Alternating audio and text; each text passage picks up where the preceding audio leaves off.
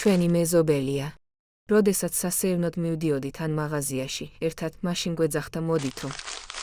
სავარაუდო სექსუალური ძალადობის მსხვერპლი არასრულწლოვანი ჩვენთან იხსენებს გარემოებებს, რომელშიც ის და მისი ნათესავი, ასევე არასრულწლოვანი გოგო მეზობელი მამაკაცის მხრიდან ძალადობის მსხვერპლები აღმოჩნდნენ.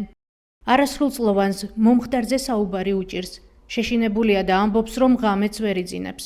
იმის გათვალისწინებით, რომ ფაქტი 2 კვირაზე მეტი ხნის წინ გასაჯაროვდა ბავშვებთან, შესაძლო ძალადობის მსხვერპლებთან ფსიქოლოგი ამ დრომდე არ მუშაობს. მიზეზი გაურკვეველია. გოგო ასევე გვეუბნება, რომ მიუხედავად მძიმე განცდებისა, მომხდარის გასაჯაროვება არ სურდა, რადგან ხალხის რეაქციების ეშინოდა. პირის დაკავების მიუხედავად, რასაც შინაგან საქმეთა სამინისტროშიც გვიდასტურებენ, შემთხვევიდან 2 კვირის შემდეგაც კი სახელმწიფო ზრუნვის სააგენტოს არ აქვს პასუხი, თუ რატომ არ მუშაობს არასრულწლოვნებთან ამ დრომდე ფსიქოლოგი. ინფორმაციის მიღებას ველოდებით საქართველოს სახალხო დამცველის აპარატიდან და ახალციხის მერიიდან, იმის შესახებ თუ რა პროგრამები აქვთ მუნიციპალიტეტში ძალადობის მსხვერპლი არასრულწლოვნების რეაბილიტაციისთვის. ჩაუტარდათ თუ არა დაზარალებულებს ექსპერტიზა. საქართველოს პროკურატურაში გვითხრეს, რომ მოიკითხავდნენ. გაეროს ბავშვთა ორგანიზაციის წარმომადგენელი ნონა ციხელაშვილი საქართველოში არასრულწლოვანთა ძალადობის შემთხვევების სტატისტიკაზე და გარემოს შესაცვლელად სახელმწიფოსა და საზოგადოების როლზე გვესაუბრება.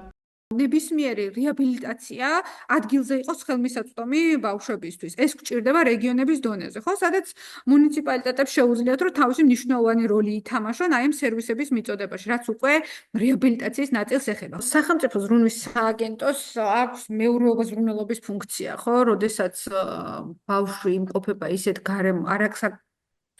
უსაფრთხო გარემოში, როდესაც არ არის, მისი ფუნქცია არის, რომ ის გადაიყვანოს ისეთ გარემოში, სადაც მას საფრთხე არ ემუქრება, ხო?